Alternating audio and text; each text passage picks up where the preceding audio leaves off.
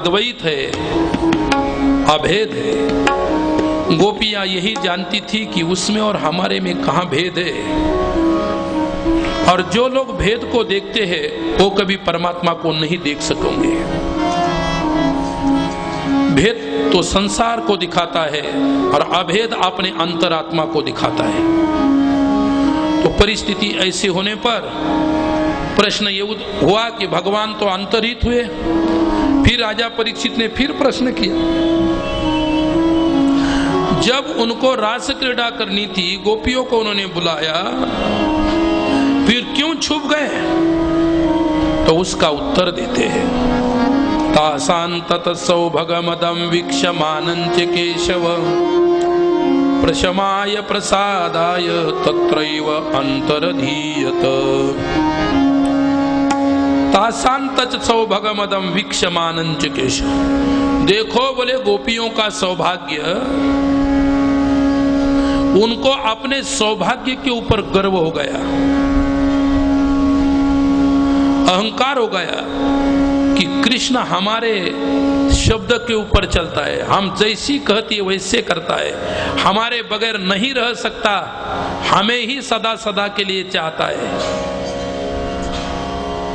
ऐसा मद यानी अहंकार उनको हुआ था।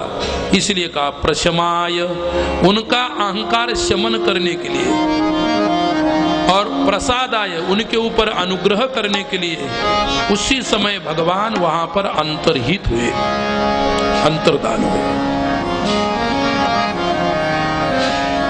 देखो, जो परमात्मा विधि हरि हर शंभु नचावन हारे,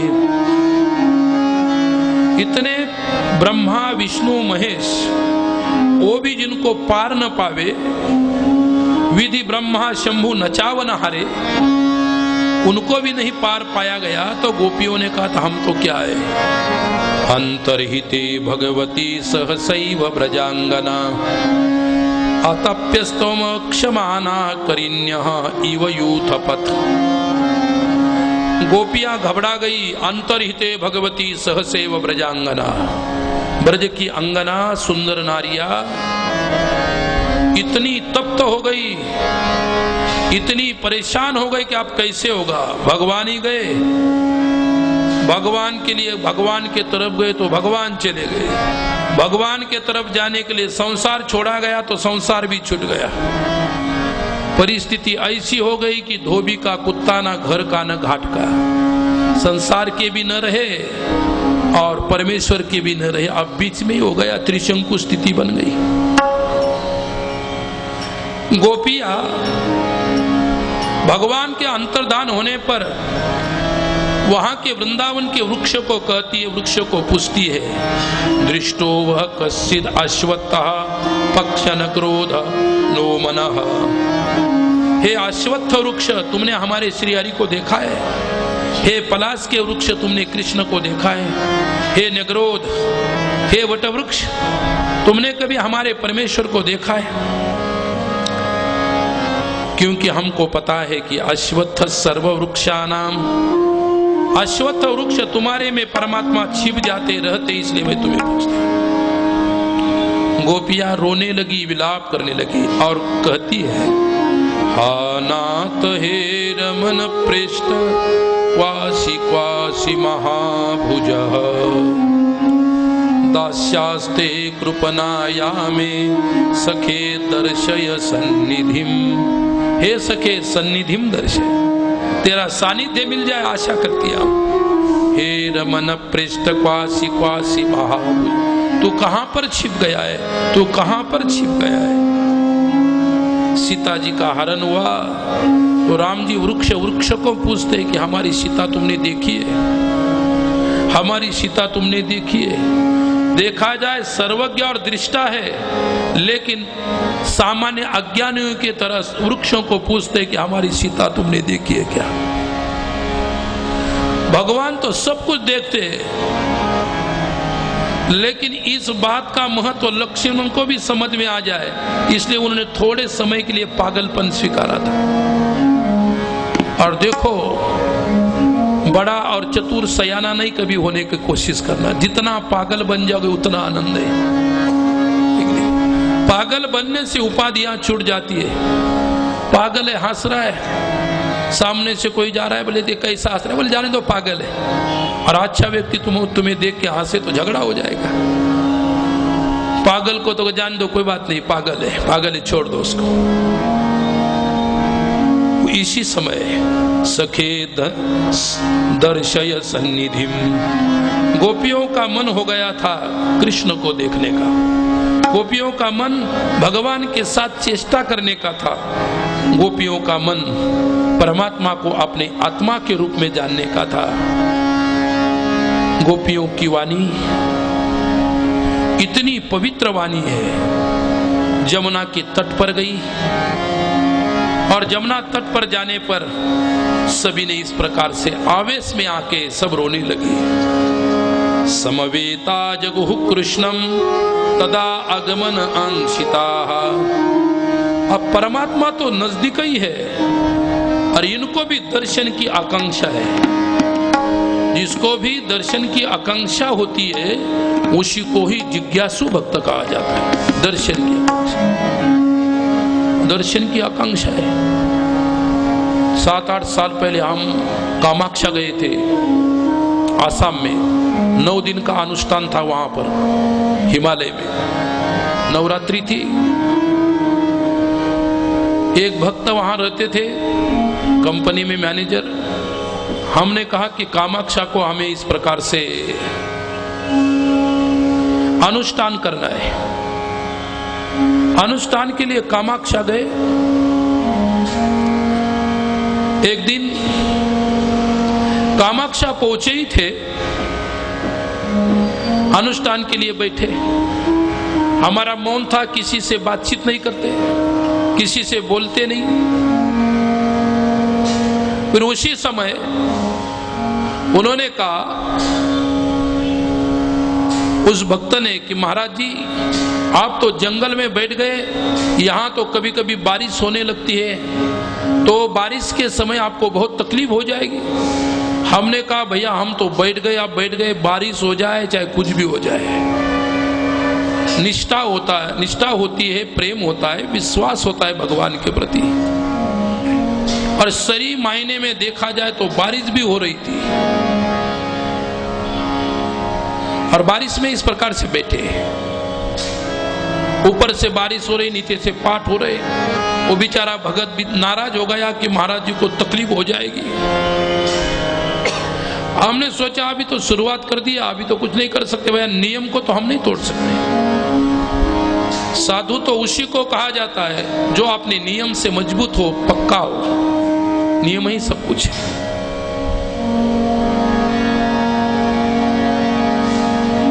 साधना में पराकाष्ठा का विश्वास होना चाहिए। जिस वृक्ष के नीचे हम बैठे थे, बदन कर एकमात्र छोटा सा कपड़ा था और कुछ नहीं। उसी समय हमने बहुत सारी कुछ अनुभूतियां की वहां पर। ये माँ की कृपा थी, हम कुछ नहीं कर सकते थे, हम तो एक तुच्छ क्षुद्र व्यक्ति थे। फिर एक दिन क्या हुआ कि उस आसाम का चीफ इंजीनियर, पूरे प्रांत का इंजीनियर, और उनकी पत्नी जो थी वो आसाम यूनिवर्सिटी में वो आसामी भाषा से पीएचडी की हुई थी और उसने श्रीमद् भागवत में 3-4 इतने बड़े बड़े खंडों में टीकाएं लिखी। इतनी प्रकांड विद्वान थी वो। दोनों एक बार घूमते घूमते आए तो हम बैठे हुए थे, हमारा नियम पूरा हो गया था, हम ऐसे पेड़ के नीचे बैठे। तो फिर वो लोग आ गए। अंतिम दिन जब हमारा मौन टूटा था, फिर परिचय हुआ कि हमने कहा आप कहाँ रहते हैं, क्या करते हैं? बोले कुछ नहीं महाराज, छोटी सी नौकरी करते हैं। क्या? बोले आसाम के चीफ इंजीनियर है। छोटी सी नौकरी है क्या वो? कितनी बड़ी नौकरी। लेकिन देखो, भक्ति का, अध्यात्म का संस्कार जिसके अंदर होता है वो व्यक्ति अपने को कभी बड़ा नहीं मानता। बोले हमारी पत्नी है, इसने श्रीमद् भागवत जी के ऊपर बहुत बड़ा भाष्य किया है, बड़ी विद्वान है, संस्कृत, उनको 9 भाषा के ऊपर उनका प्रभुत्व था, बहुत विद्वान थी, देश विदेश की भाषा उसको आती थी। हमने कहा कि आपने इतनी बड़ी भागवत की टीका लिखी, साहब आप भी बड़े धार्मिक व्यक्ति है, अब क्या चाहते? उन्होंने कहा महाराज जी हमारे पास तो इतना बड़ा पद है, बच्चा भी वो भी अमेरिका में, कहाँ वो उसको भी नौकरी है, मेरे जीवन में आप मैं कुछ नहीं चाहता, केवल चाहता राजा राम राजा राम राजा राम राम राम राजा राम राजा राम राजा राम राम राम राजा राम राजा राम राजा राम राम राम राजा राम राजा राम राजा राम राम राम सीता राम राम राम राजा राम राम राम सीता राम राम राम राजा राम राम राम सीता राम राम राम राजा राम राम राम सीता राम राम राम राजा राम राम राम सीता राम सीता राम सीता राम राम राम सीता राम सीता राम सीता राम राम राम सीता राम राम राम राजा राम राम राम सीता राम राम राम राजा राम राम राम सीताराम सीताराम राम राम सीताराम सीताराम राम राम राजा राम राम राम सीताराम राम राम राजा राम राम राम सीताराम राम राम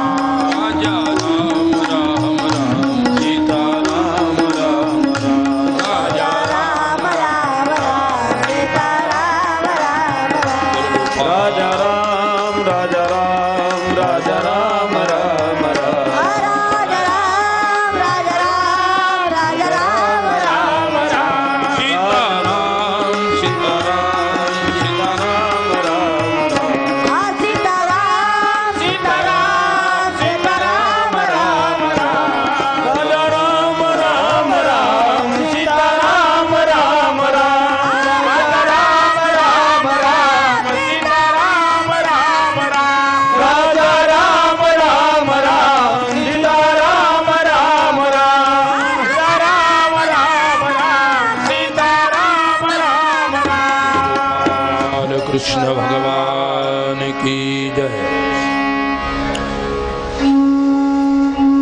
वो साहब कहे,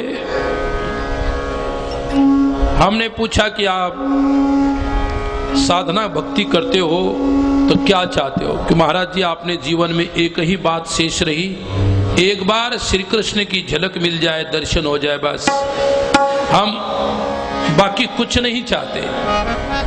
संस्कार होता है। इसलिए गोपियों ने भगवान के अंतर्हित होने पर रो रही थी। भगवान ने कहा कि गोपी के अहंकार को मिटाने के लिए, उनके मद को मिटाने के लिए इस प्रकार से हम काम किया है। और दूसरी बात, हम छिप जाएंगे, किसी को नहीं, कोई नहीं हमको देख सकता, लेकिन हमारी जो अल्लाहदीनी शक्ति राधा है वो हमको देख सकती है। रात से पहले उसको पूर्ण रूप से मिलेंगे, फिर जाके बाकी गोपियों को। गोपियां इस प्रकार से विलाप करती है, रोती है। वो जब रोई, उन्हीं के रोने को ही आगे जो प्रकरण आता है गोपी गीत, गोपी गीत का प्रकरण है गोपी का दिव्य रुदन। और कितना दिव्य, कितना रसीला प्रकरण है, हम प्रारंभ करते हैं। जयति तेधिकं जन्मना ब्रज श्रयत इंदिरा शश्वत दृश्यतां दिक्षुतावका त्वयि धृता सव त्वां विचिन्वते। जयति तेधिकं जन्मना ब्रज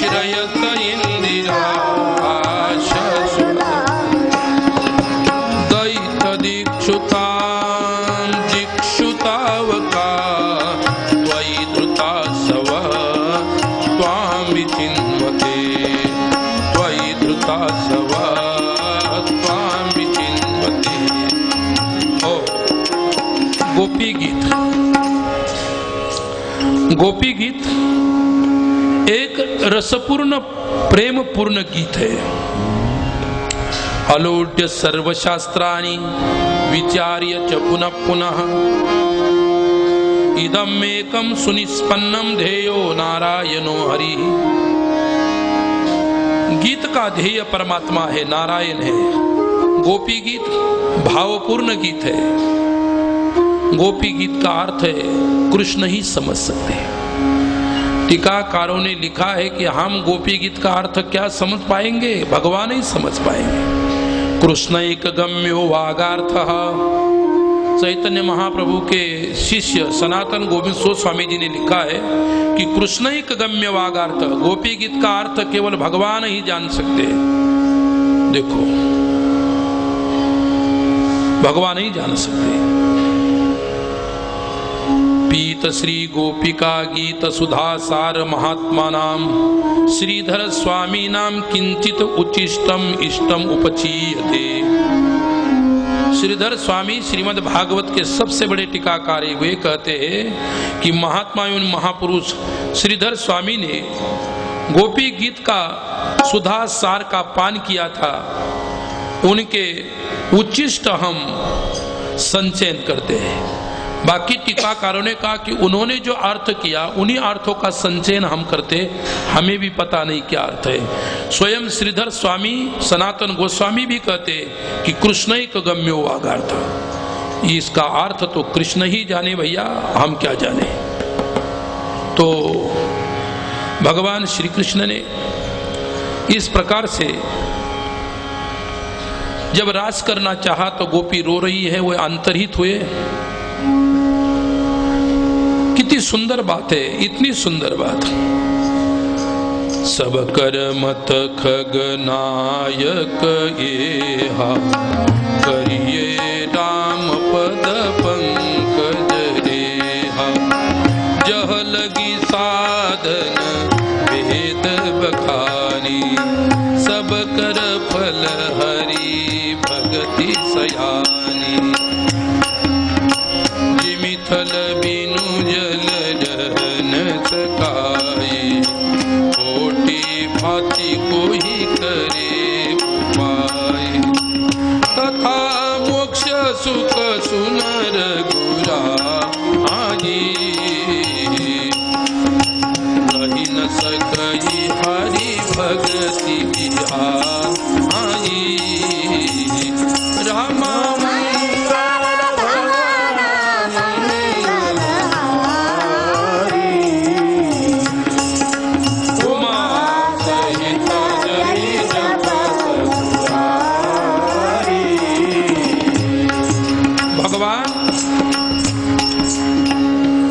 गरुड़ जी वो काग वसुंडी जी कहते कि खगनायक करिए राम पद पंकज नेहा। भगवान श्री राम जी के पद चरणों में प्रेम कर। जह लगी साधन भेद बखानी सब कर फली हरि भगति सयानी। पार्वती जी को शिव कहते कि जगदम्बा हरि भक्ति ही सब कुछ है। भक्ति स्मुक्ति स्पृहा यावत् पिशाची रुदि वर्तते तावत् भक्ति सुखास्यात्र कथम अभ्युदयो भवेत। जब तक मुक्ति की भी वासना यदि अंतकरण में रहती है तो तब पर्यंत तब तक भक्ति का उदय अंतकरण में नहीं हो सकता। जिस दिन तुम्हारा हृदय वासना से मुक्त होगा तब जाके भक्ति वहां आके बैठेगी। और भक्ति को बैठने के लिए आश्रय होना चाहिए। जिमि थल बिनु जल रहन सकाई कोटि भात कोई करहि उपाय। थल के बिना जल नहीं रह सकता, वैसे हृदय के बिना भक्ति भी नहीं रह सकती। रघुपति की भक्ति पार्वती तुम्हें यदि प्राप्त करनी हो तो भक्ति के बढ़कर कोई नहीं। और गोपियों की दिनचर्या कैसी थी? या दोहने अवहनने मथनोपलेख प्रेंखंकनार भरुदितो क्षण मार्जनादो गायन्ति चैनमनुरक्त धियो श्रीकण्ठ्यो धन्य व्रज श्रिय कुरु क्रम चित्तयाना। व्रज की नारी धन्य है।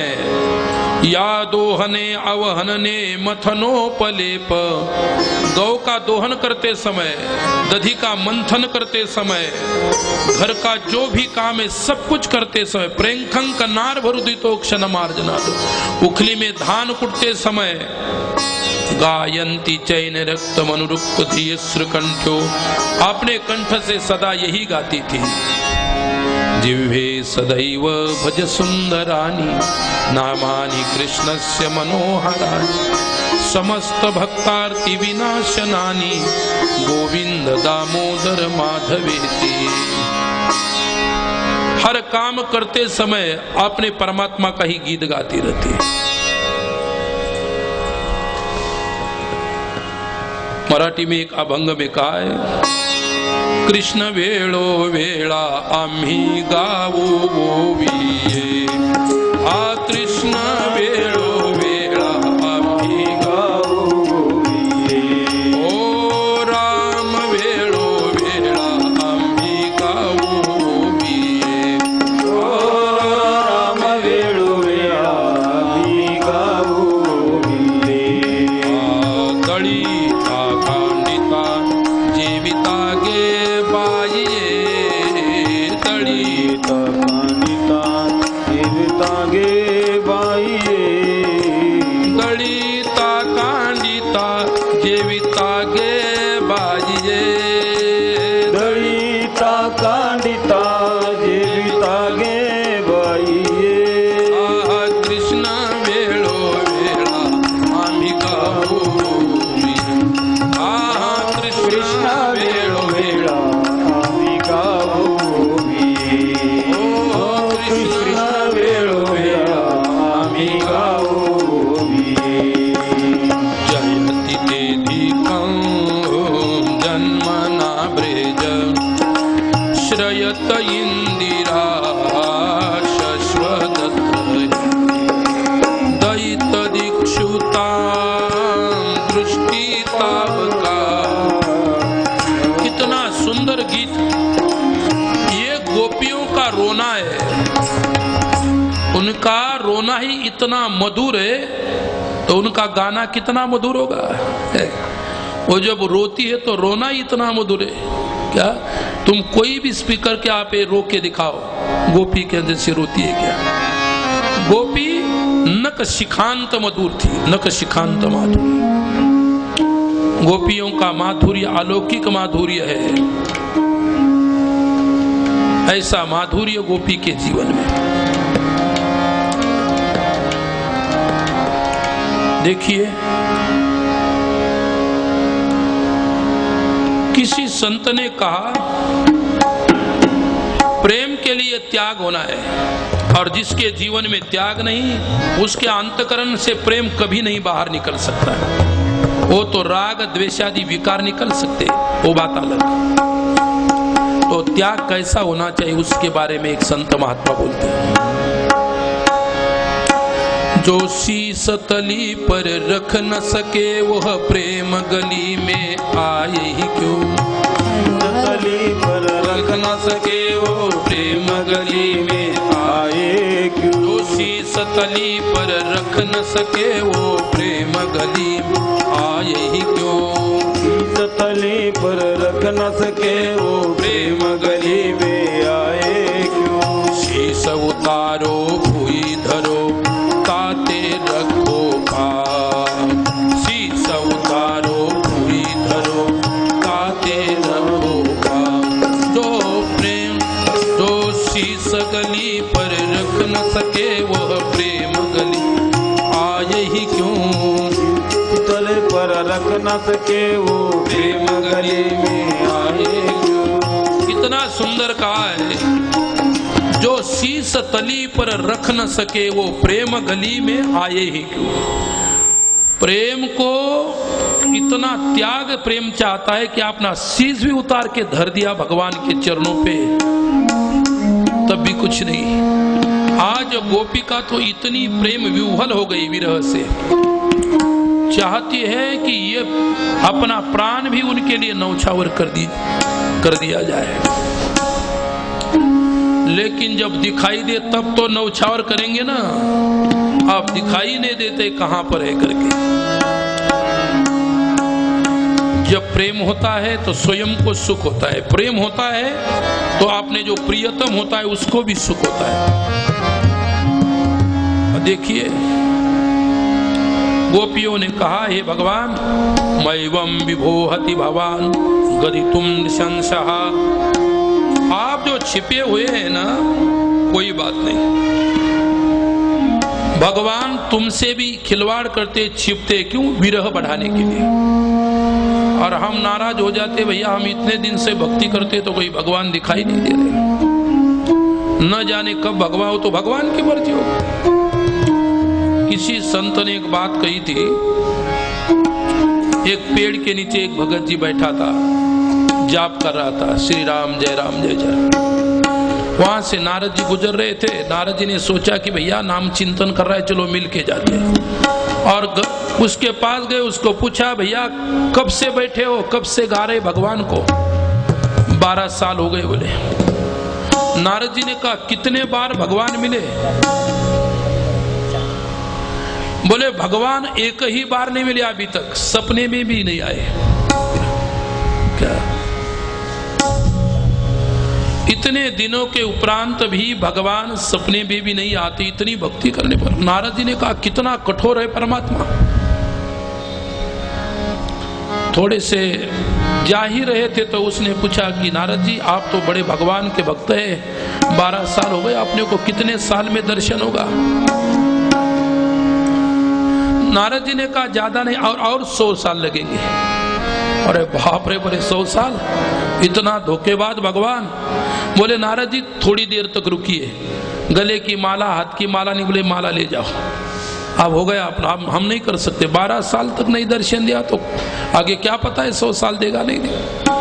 थोड़े दूरी जाने पर और दूसरे भगत जी बैठे थे नदी किनारे एक पेड़ के नीचे, उनको 36 साल हो गए थे।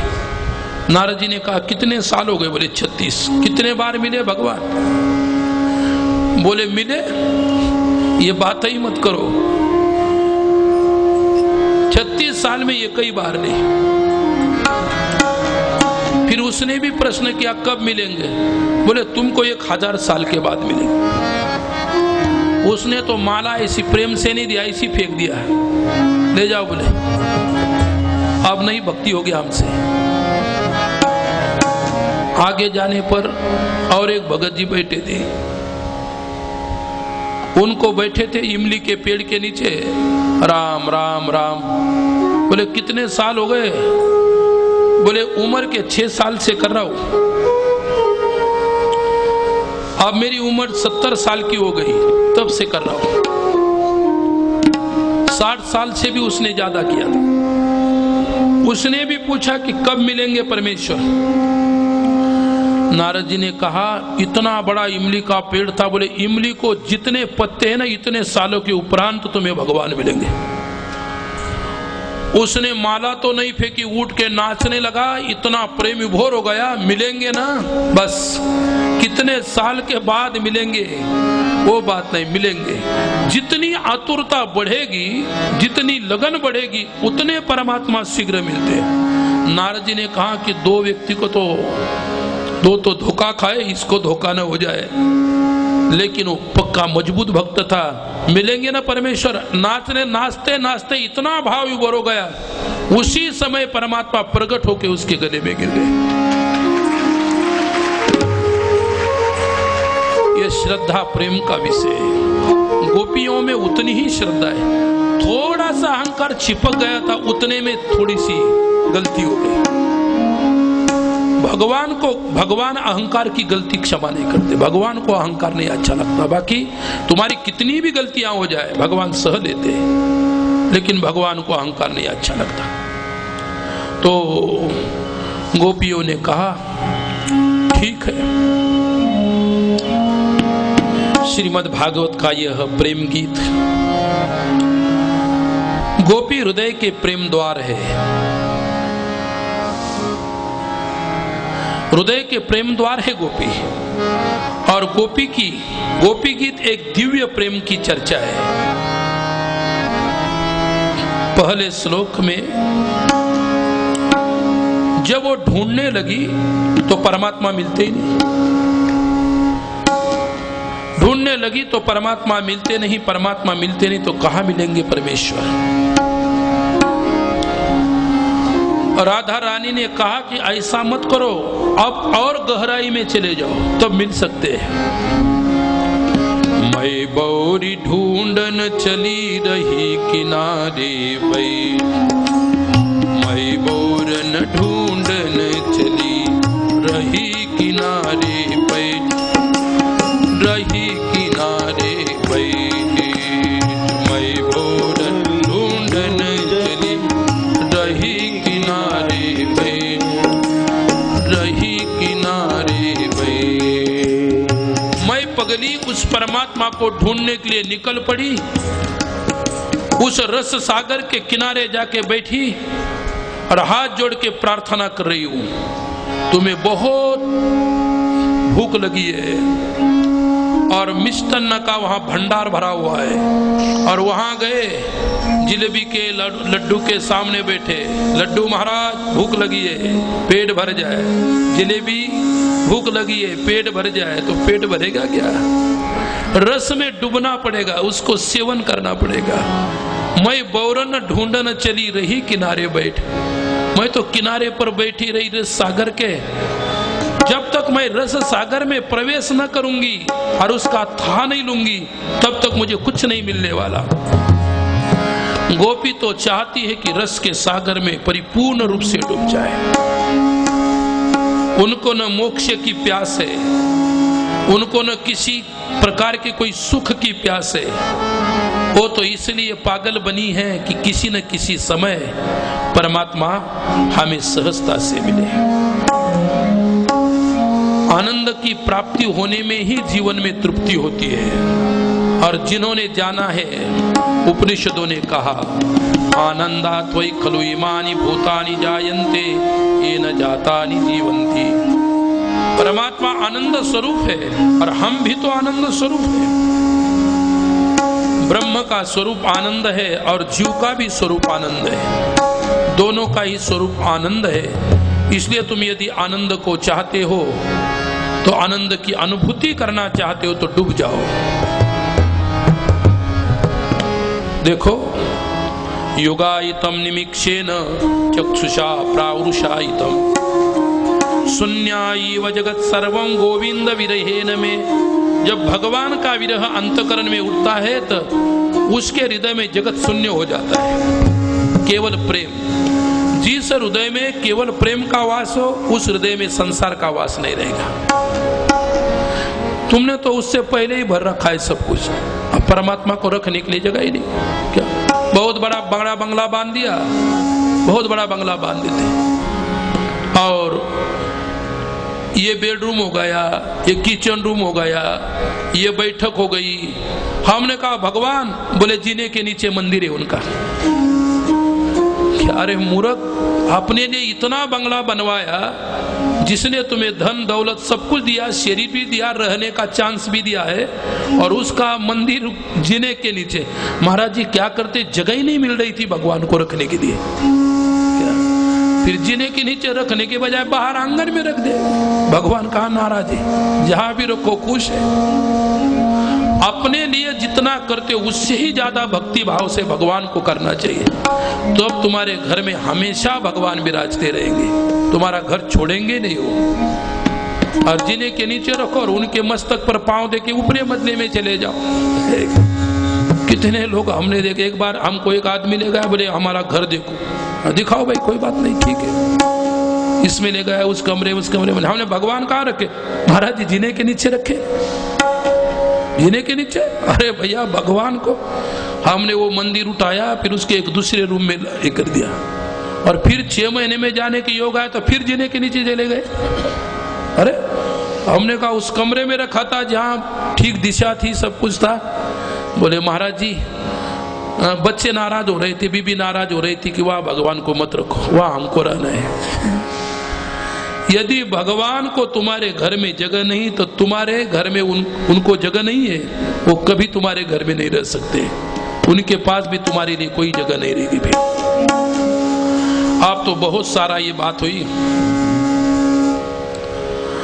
ब्रज गोपिकाएं भगवान की राह देखती रोती है। जयति तेधिकम जन्मना ब्रज श्रयत इंदिरा शश्वदत्रयी सहित दीक्षुता दृष्टितावका त्वयि धृता सव स्वामी तिन्मते।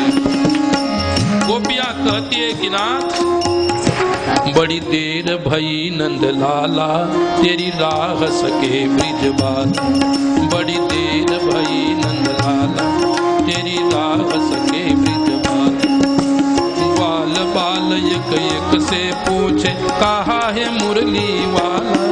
बड़ी देर भई नंद लाला तेरी राह सके ब्रिजबाला। बड़ी देर भई नंद लाला तेरी राह सके ब्रिजबाला। कोई न आए कुंज गलिन में तुझ बिन कलिया चुनने को। तुझ बिन कलिया चुनने को तरस रहे जमुना के तट धुन मुरली की सुनने को। धुन मुरली की सुनने को अब तो दरस दिखा दे नटवर क्यों दुविधा में डाला रे। बड़ी देर भई है नंद लाला तेरी राह सके ब्रिजबाला। बड़ी देर भई है नंद लाला तेरी राह सके ब्रिजबाला। संकट में आजो धरती जिस पर तुमने जन्म लिया। हो जिस पर तुमने जन्म लिया। जिस पर तुमने जन्म लिया पूरा कर दे आज वचन वो गीता में है तुमने दिया। गीता में है तुमने दिया। कोई नहीं है तुझ बिन मोहन। कोई नहीं है तुझ बिन मोहन। भारत का रखवाला रे। बड़ी देर भई नंद लाला तेरी राह सके ब्रिजबाला। बड़ी देर भई नंद लाला तेरी राह सके ब्रिजबाला। देर भई नंद लाला तेरी राह सके ब्रिजबाला।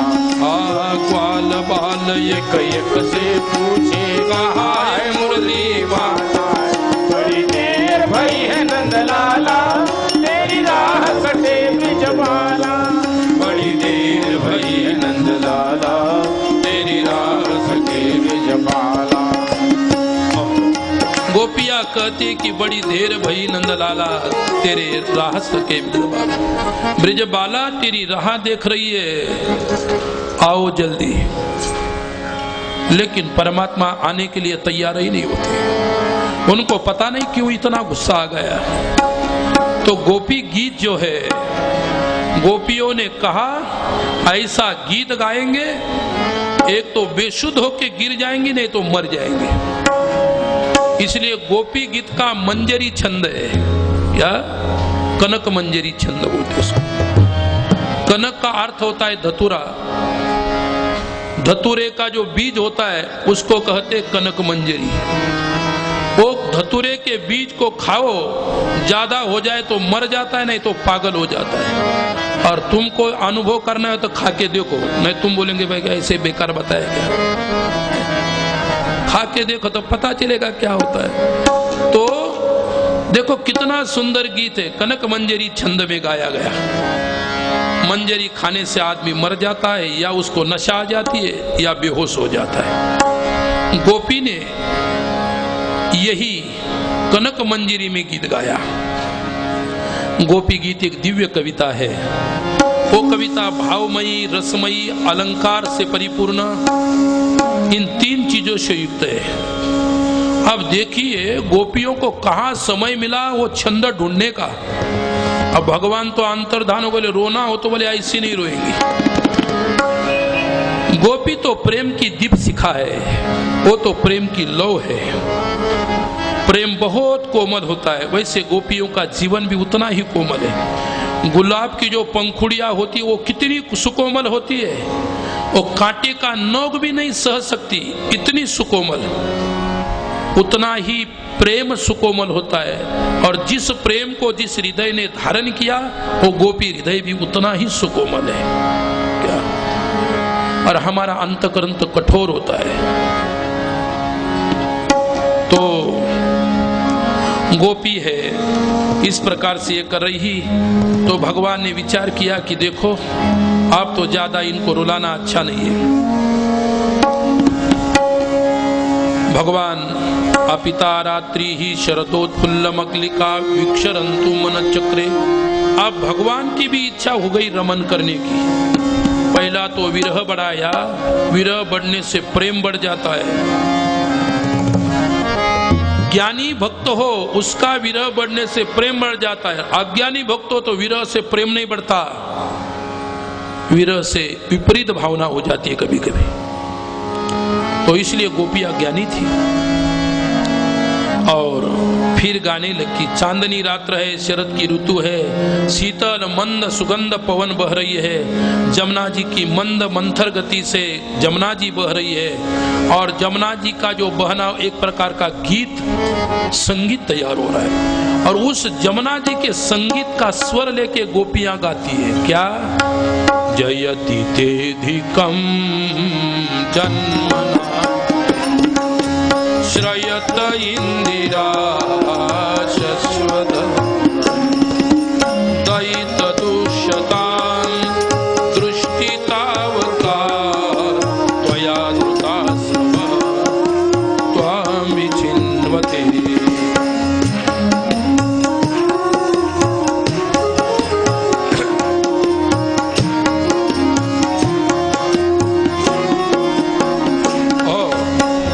दयित का अर्थ है प्यार।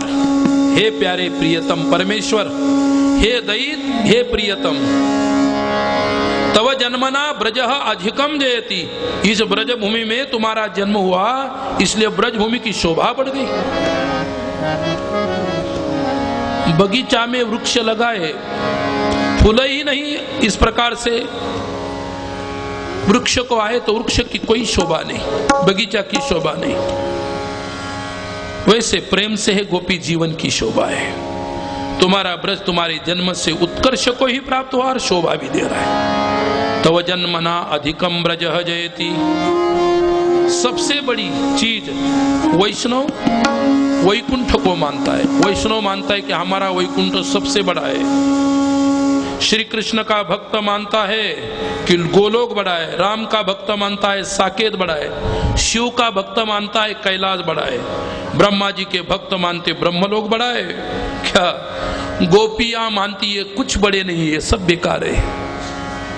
इसका उदाहरण दिया उन्होंने। भगवान के जन्म से वृंदावन की शोभा बढ़ी और शोभा के साथ प्रेम ही बढ़ा है। दृश्यते त्वग्रया बुद्ध्या सूक्ष्मया सूक्ष्मदर्शिभिः। परमात्मा को देखना चाहते हो तो सूक्ष्म दृष्टि से देखो। हम स्थूल दृष्टि से देखते हैं, स्थूल दृष्टि से देखते हम। मंदिर में जाते हैं तो स्थूल दृष्टि से देखते हैं। अपनी सूक्ष्म दृष्टि खोल दो और उसको परमात्मा को देखो। उन्होंने कहा कि श्रयत इंदिरा शश्वदत्री। एक दिन क्या हो गया था, भगवान श्री नारायण वैकुंठ में सोए हुए थे और लक्ष्मी माता उनके पैर दबा रही थी,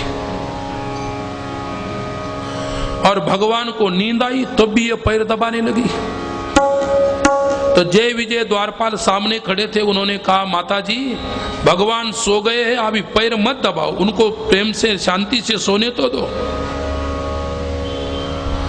लक्ष्मी ने कहा कि मुझे लक्ष्मी कहते, मैं जिसी के भी पास जाती हूँ तो किसी को चैन से नहीं सोने देती, इसलिए जिसके भी पास ज्यादा लक्ष्मी उसको निद्रा कहाँ है। ले लो टैबलेट, फिर 10-10, 5-5, 10-10, 12-12 टैबलेट। एक दिल्ली में गए कथा करने पिछले साल, वो आदमी मिला, बोले 12 टैबलेट चलता है बोले रोज। हमने कहा भैया पेट में कारखाना ही खोल दो, फिर टैबलेट लेने की कोई जरूरत, इतनी गोलियां खाता है रोज 12-12। तब भी महाराज जी नींद नहीं आती। लक्ष्मी ज्यादा हो जाएगी तो नींद कहाँ है। जय विजय को कहा कि नींद नहीं आती, भगवान सो गए। लक्ष्मी कहा कि हम किसी को नहीं सोने देते, इसलिए उतनी ही लक्ष्मी परमात्मा को मांगे कि हमको कम से कम नींद आ जाए। ज्यादा मांगने से कहा नींद आ रही, परेशान है लोग। लेकिन इतना ही होता है कि जो सामान्य घर में झोपड़ी में रहता है वो बंगला देख के नाराज हो जाता है कि हमको ऐसा कब बनेगा हमारा बंगला। अरे भैया, तुम्हारे झोपड़ी में जो सुख है वो बंगले में नहीं है। वो सुखवत प्रतीत होता है, वह अशांति है, सुख नहीं है, सुखवत प्रतीति मात्र है। फिर जय विजय नाराज हो गए, भगवान सोए तब भी पैर दबाई रही, पैर दबाई रही। तो फिर क्या कहा, लक्ष्मी जी सुबह फिर कुछ काम के लिए चली गई। इन दोनों ने भगवान के पास शिकायत किया, भगवान हमको बहुत दया आती तुम्हारी, तुम इतना सृष्टि का कार्य करते हो और ये तुम्हारी औरत पत्नी सोने ही नहीं देती, क्या सोए तब भी पैर दबा रही है। शिकायत किया।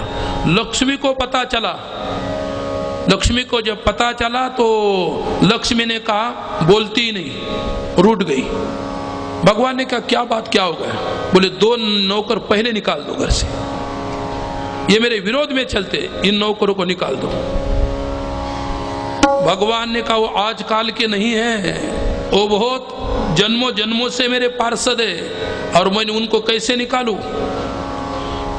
नहीं नहीं नहीं, तब तक आप खाना ही नहीं, पीना नहीं, कुछ रसोई नहीं बनाना, कुछ नहीं, ऐसे ही बैठे रहूंगी, मर जाऊंगी तो कोई बात नहीं, लेकिन दोनों को निकाल दो।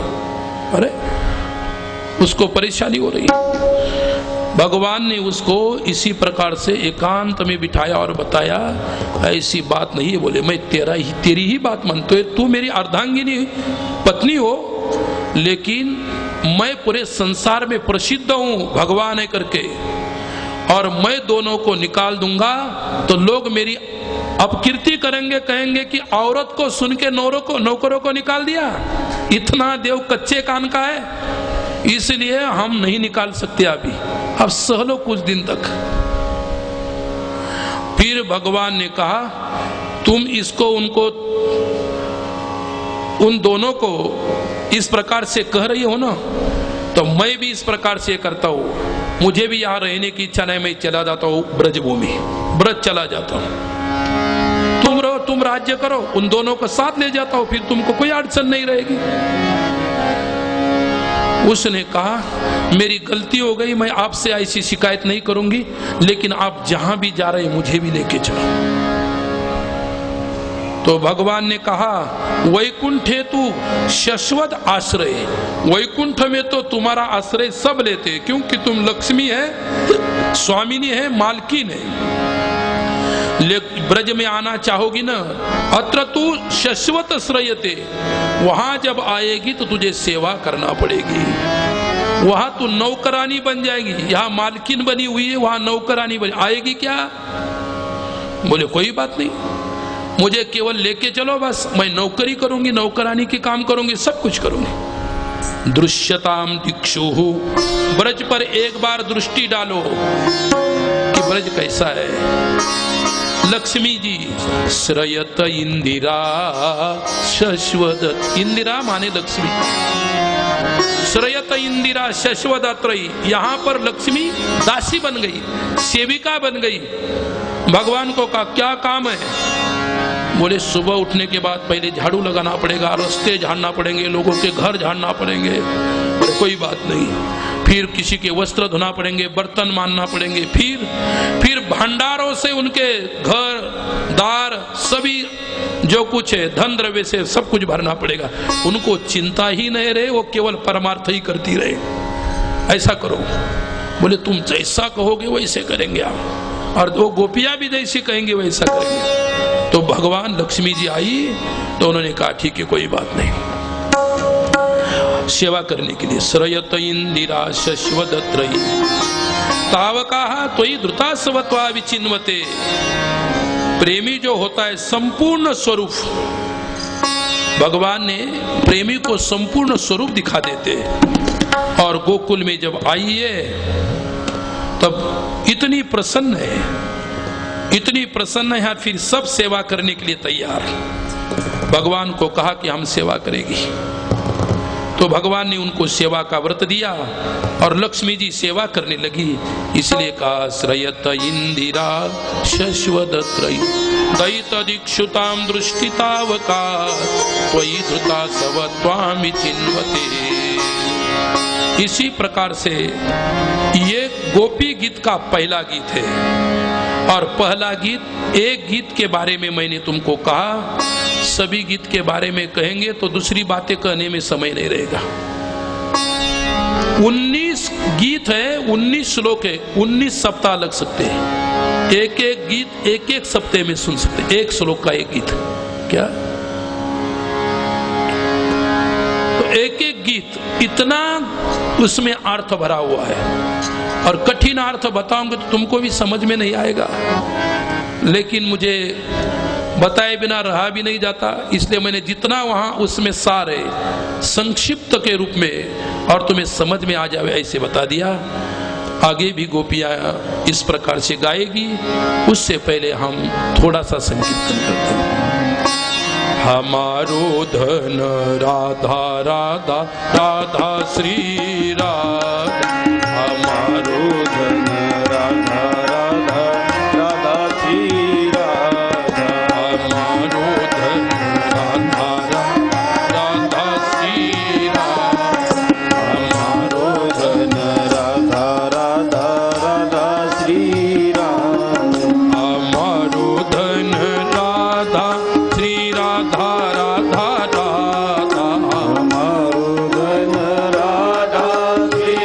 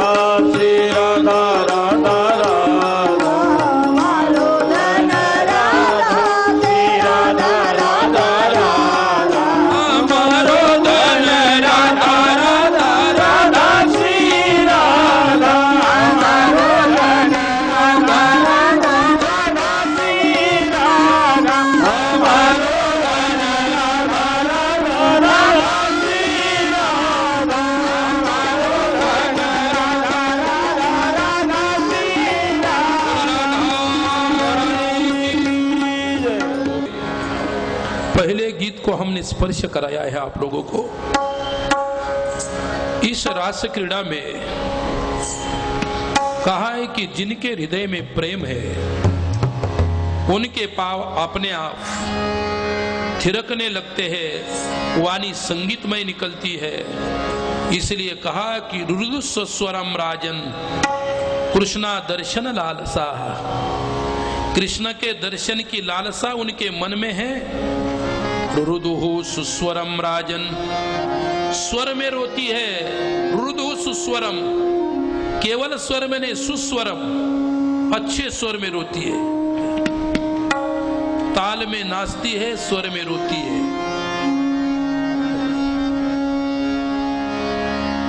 और ताल और स्वर कब निकलते हैं? जिनके हृदय में प्रेम होता है उनके ही पांव नाचने लगते हैं, उनकी वाणी ही परमात्मा का संगीत गाती है। कृष्ण दर्शन लालसा, कृष्ण के दर्शन की लालसा मन में रखती हुई इतनी नाचने लगी, और क्या क्या नहीं उन्होंने किया, सभी गीतों में कहा है।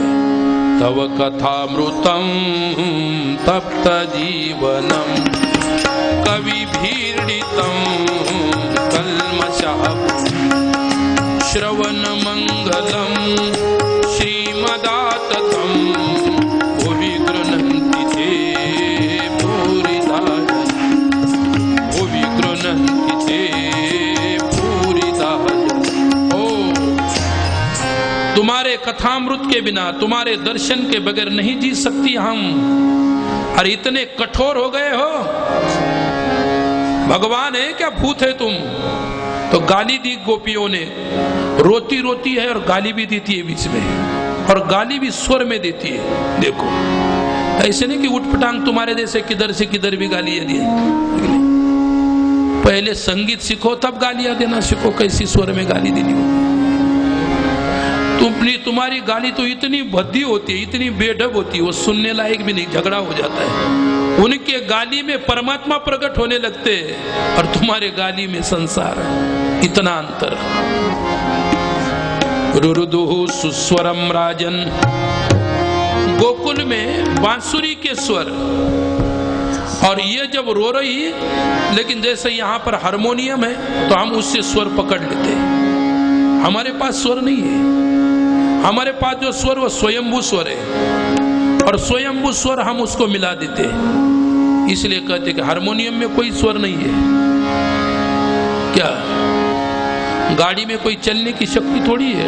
ड्राइवर बैठता है तब चलने की शक्ति है उसमें, तब इसमें भी ऐसा होता है। इन चीजों में जो स्वर है, ये स्वर कहां से पकड़े? ये कोई तंत्र से, मंत्र से या वाद्य से स्वर नहीं पकड़ा है, हमारे अंदर जो स्वर है इसमें भर दिए हैं। और हम पागल लोग उसमें बजाते और उससे स्वर निकाल लेते हैं। उसमें कोई स्वर नहीं है, स्वर हमारे में है। स्वर स्वयंभू होता है, स्वर नाद होता है, उसको अक्षर ब्रह्म कहते हैं। इसलिए पहले स्वर उसमें नहीं है, हमारे में स्वर है। अब ये गोपियां, इनको पहले से स्वर का ज्ञान है। भगवान जब स्वर में बांसुरी बजाते तो वो पहले से सुनते सुनते सुनते एक दिन स्वर का ज्ञान हो गया। अभ्यास करने से होता है, सुनने से भी कभी कभी ज्ञान होता है, श्रवण से तो ज्ञान होता है। तो भगवान ने इस प्रकार से, तो कितनी मधुर बांसुरी बजाता। श्याम ने बंसी मधुर बजाई, श्याम ने बांसुरी मधुर बजाई, श्याम ने बंसरी मधुर बजाई, श्याम ने बंसी मधुर बजाई, श्याम ने बंसी मधुर बजाई, श्याम ने बंसी मधुर बजाई, श्याम ने बंसी मधुर बजाई। अय जमुना के तीर में जो कछु लहर लहर लहराई,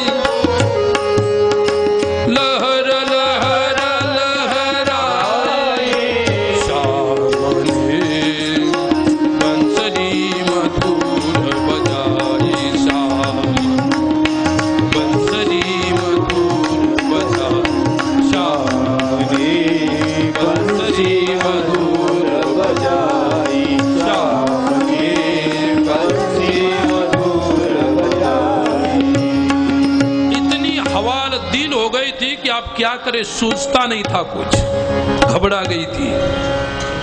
भगवान ने कहा हम प्रकट होवे कि या स्वर, क्या स्वर पहले है क्या? स्वर को गाने वाला पहले, स्वर पहले। स्वर अनादि अनंत अविनाशी है और गाने वाला विनाशी है। ये जितने बैठे हैं वो सब विनाशी है, लेकिन इनके अंदर का स्वर अविनाशी होता है। अक्षरम वही परम ब्रह्म, स्वर अविनाशी है, स्वर सनातन है। और भगवान ने क्या, श्याम ने बंसरी औरत बैठी थी लैपटॉप लेके, तो क्या हो गया, वो लैपटॉप में कुछ देखती है और उसको देख देख के गाली